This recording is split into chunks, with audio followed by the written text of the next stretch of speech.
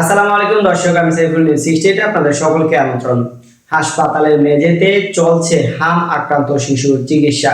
পাবনায় হঠাৎ উদ্বেগজনক হারে হাম রোগের প্রাদুর্ভাব দেখা দিয়েছে।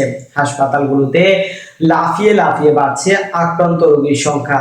এর মধ্যে প্রায় সবাই 9 বছরের কম বয়সী শিশু। পাবনা জেলার হাসপাতালে বর্তমানে চিকিৎসায় রয়েছে 32 জন। বর্তমানে হাসপাতালের জনবল এবং ওষুধ সংকটের দুর্ভোগ পোহাতে হচ্ছে রোগীদের। হাসপাতালের মেঝেতে গাদাগাদি করে চলছে অতিরিক্ত রোগীর চিকিৎসা। হাসপাতালে মেঝেতে গাদাগাদি, রোগীর সংখ্যা বাড়লে পরিস্থিতি আরো কঠিন হবে বলে জানিয়েছে সংশ্লিষ্টরা। হাসপাতালের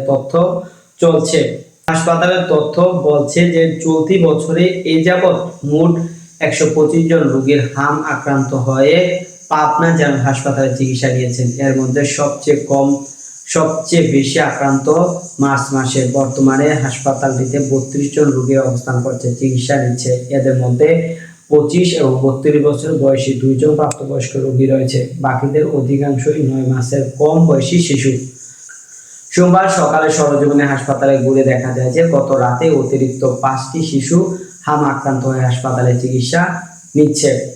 সংক্রমণ না হয় হাসপাতালের শিশু ওয়ার্ডের মেঝেতে গাদাগাদি করে চিকিৎসা নিচ্ছে রোগীরা। এই ওয়ার্ডের বারান্দায় একটি কাচের ঘরের কক্ষে আক্রান্ত শিশুদের চিকিৎসা নেওয়া হচ্ছে। সেখানে শয্যায় সংক্রমণ না হওয়ায় মেঝেতে চিকিৎসা নিচ্ছে শিশুরা।